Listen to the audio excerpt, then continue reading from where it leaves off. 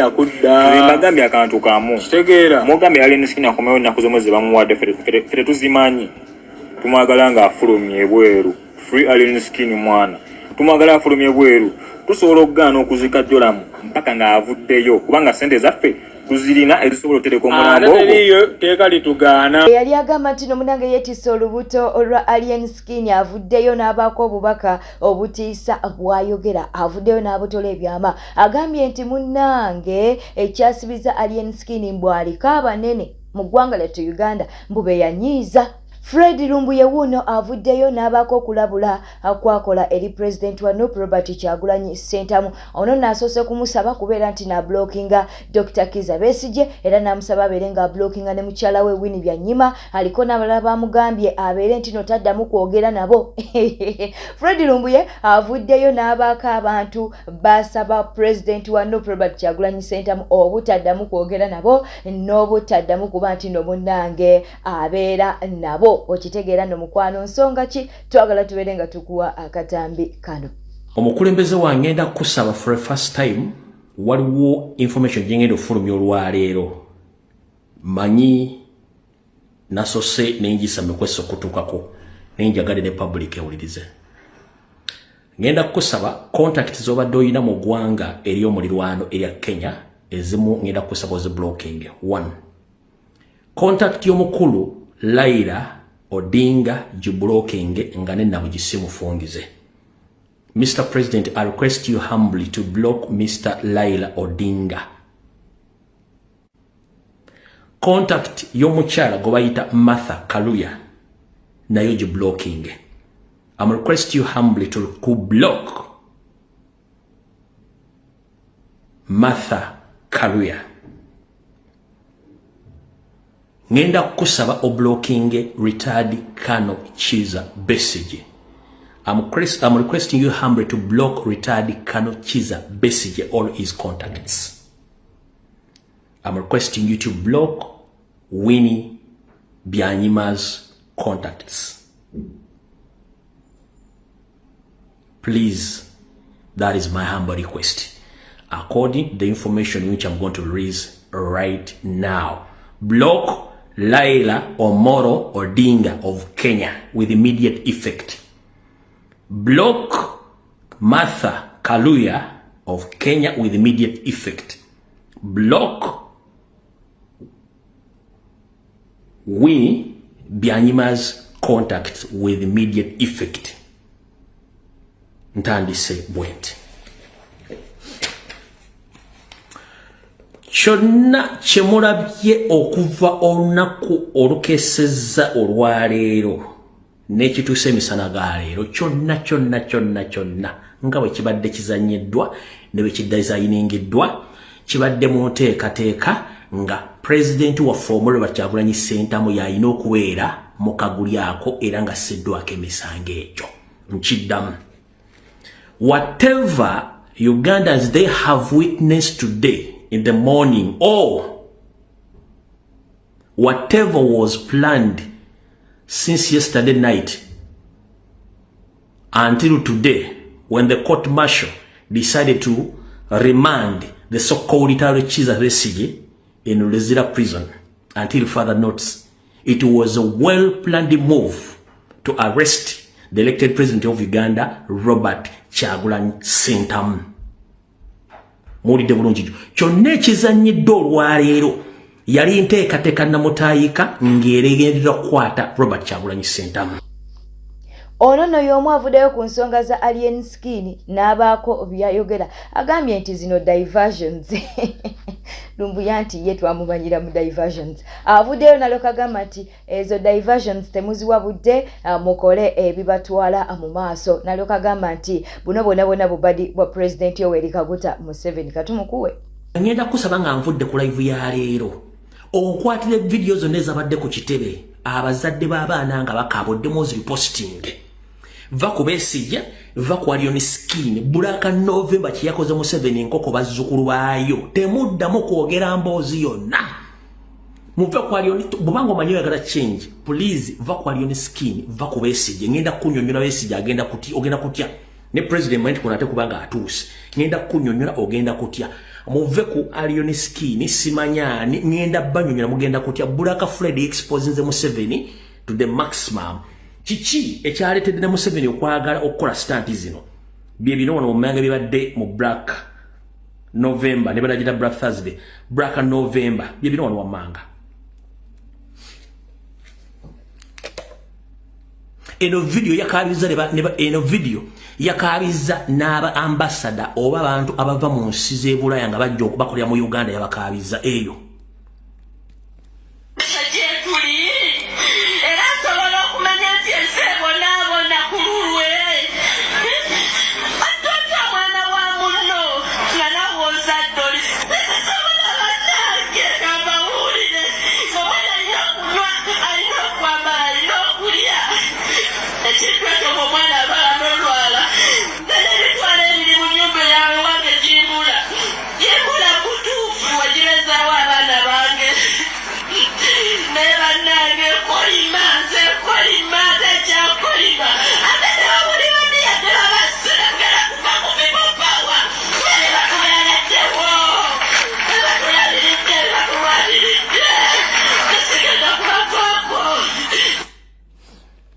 eyo video okuva ku mujasa asooka mu prison mu military mu SFC mu State House ba foreign dignitaries ba ambassadors ba permanent secretary n'abantu bennyini mu government buli omu yabadde ku live eyo yakabye lwa video eno Museveni yabadde alina okukola buli ekyetaagisa yali agamba nti Munange yeetisse olubuto olwa Alien Skin avuddeyo n'abaako obubaka obutiisa bw'ayogera avuddeyo n'abutola ebyama agambye nti Munange ekyasibiza Alien Skin mbwaliko abanene mu ggwanga lyattu Uganda mbu beyanyiiza mbwaliko abanene mu ggwanga lyattu Uganda beyanyiiza era nga Munange baagala kuba nti nno bamusuula katubere nga tukuwa akatambi kano uli webuti Alien Skin yona joli oba bani abanakutuusako video eno oba bani abanakola ki cause right now oli mu trouble naye ate tomanyi trouble yo jeva naye ate ono manya jeva osanga ono osobola okukola ki okwetaasa nti noonya omu ku ba spiritual fathers bo omu ku bantu abakuwanika abakulera y'omu ku bantu gwe wanyiiza era n'asalawo kati essaawa zino ali mu kwambula buli kimu era nze nakimanya nengezaako kutuukirira nengezaako okureachinga omusirikale wo Julia atambula naawe nga nkimanyi nti tusobola okujja twogere ng'abantu nga ngambye agenda kujjako buli kimu ate ngeri gye kiri nti twali ba mikwano nnyo ne ngamba kamurikinge mulabule oba balina ensonga zaabwe bakole ki beetereze naye abo like abaliranye Alien balowooza birala teyakiganya era ne muwoninga ne mugamba nti oyinza obbasa zino okugamba nkurequestinga meeting Alien twogeremu waba yanyiza omuntu bwati ne webati boogere baleme kutuuka mu bintu bya kweswaza kuba muntu munene bagenda mujjako buli kimu badde mu kweswaza oli n'agamba tugambe ekimumbu wajja tubega ne mugamba anyway otaninze down request yange naye we binaatandika obbaawo ojja kwejjusa anti bagamba Alien Skin yaggoba Alien tangobangako ate kakati bino byenjogera bya munda nnyo kachino kyenjogera bakiyita kulabisa golooza bana abantu wembamba manya abamunyiigira ng'ate bantu be bamundoloozanye yabandaga kitegeeza ye yabandaga ye kennyini kubanga naye babeera nabaawo bayita bakyalibe teyababalaga yabalaga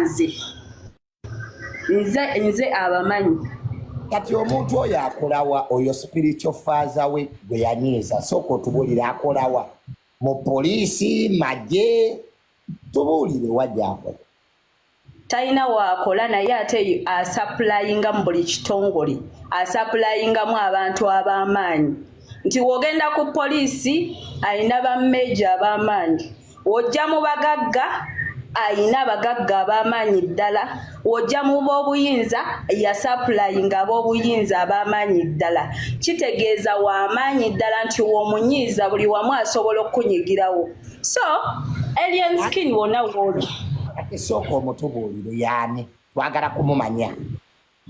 Anti kakati atunule mu ba spiritual fathers be, spiritual father we.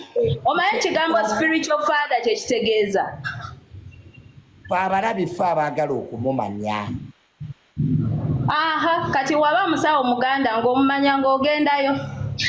Nga tumanya pulogulaamu eno ssebo ya mazima oyinza okuba byoyogera owaayi. Subscribinga, likinga ate leka obubaka bwawo mu comment section. Abafango ni munnange battabuse oluvannyuma lw'okuba nti no Alien Skin yagaliddwa paka nga 9 Desemba. Bano no bagambye nti bagenda kusalawo baleme kubeera nga baziika mukwano gwabwe Joram paka nga Alien Skin ateereddwa. Bano bagambye nti no munnange Alien Skin we batamutamangu kubanga talina musango bagenda kubeera nga ate bakuuma omulambo kubanga Alien Skin alina okuba nti no aziika mukwano gwe. Katubirindirire.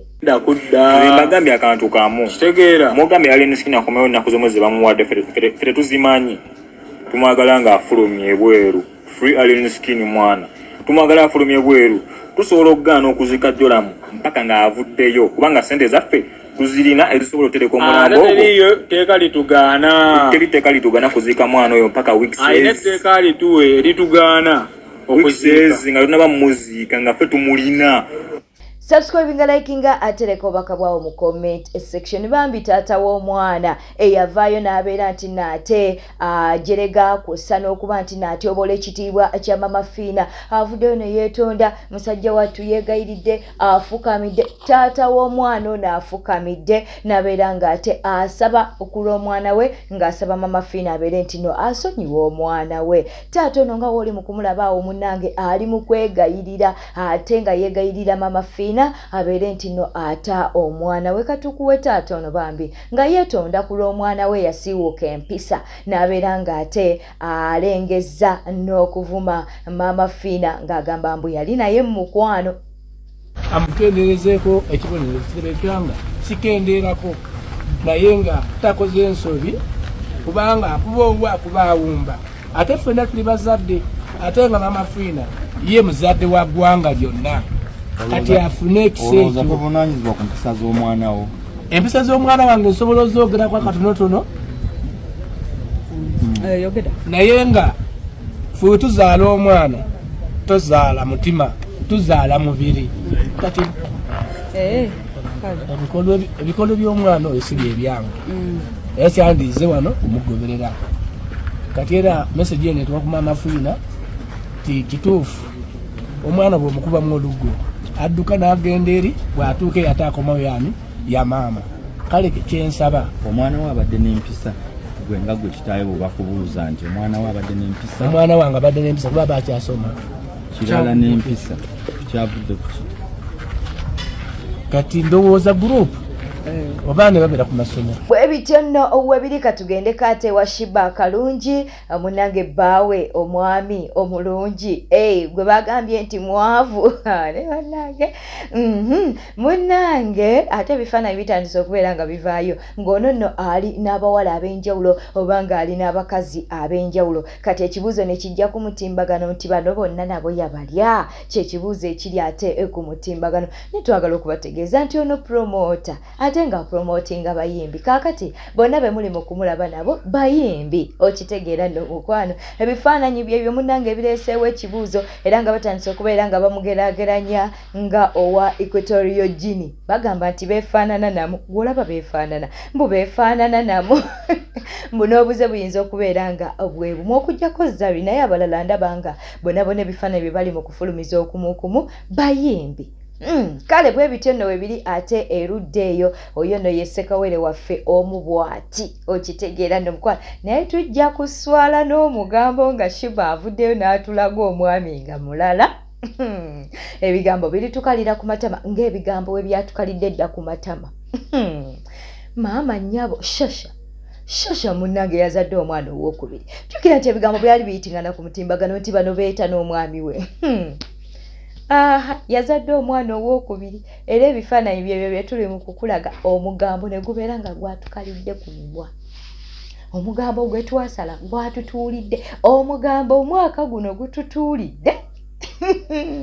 bw'osaaga n'okusaaga munnange Shasha yazizza ku mwana era bakyali bombi bwe bityo bwe biri ebifaananyi byebyo bye tuli mu kuba nti nate tukulaga wetetambudde obadde mulabi mulungi wala kwekumira ku Newspark channel subscribinga likinga ate leka obubaka bwawo mu comment section beera bulungi weeraba nkwagala nnyo mukwano ayasalawo okuba nti nate otugoberera bw'oba ng'oli mupya ku channel eno mukwano teekawaawo nti oli mupya nja kubeera ng'ate nkubuuzaako mu ngeri ey'enjawulo beera bulungi weeraba